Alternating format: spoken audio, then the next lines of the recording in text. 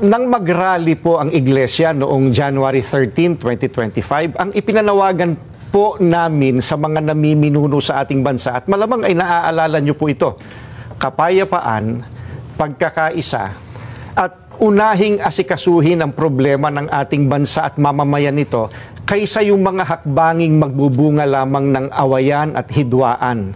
Dahil alam naman ng marami po na ang mga ito pawang pamumulitika lamang. Ang nakakalungkot po ay yung panawagang yun ng Iglesia ni Cristo tila hindi pinakinggan ng mga kinauukulan. Kaya nga po, Kuya Jen, nangyari yung mga nangyayari ngayon.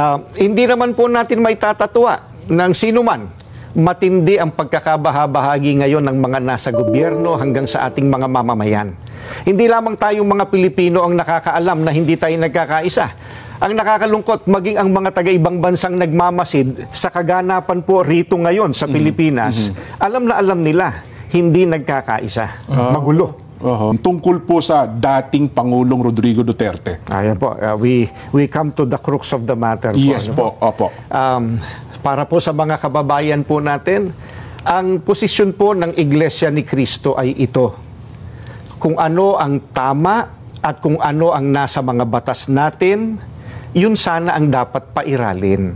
Huwag po itong pilipitin para umayon sa nais ng sinuman. Hindi po sumasang-ayon ang Iglesia sa anumang hakbangin na hindi naaayon sa mga batas ng ating bansa. Sapagkat ang batas po ang salalayang nagpapanatili ng kaayusan sa ating bansa. Kapag ang batas ay binaliwala, ay nagbubunga ito ng kaguluhan, hidwaan at kawalang hustisya. Alam niyo po iyan. Sino mang Pilipino o mamamayan ng ating bansa na may ginawang paglabag sa ating mga batas, dito dapat litisin sa ating bansa. Bakit po? Sapagkat gumagana naman ang sistema ng ating hustisya. Hindi po natin sinasabing wag litisin ang dating Pangulo sa mga iniaakusa laban sa kanya.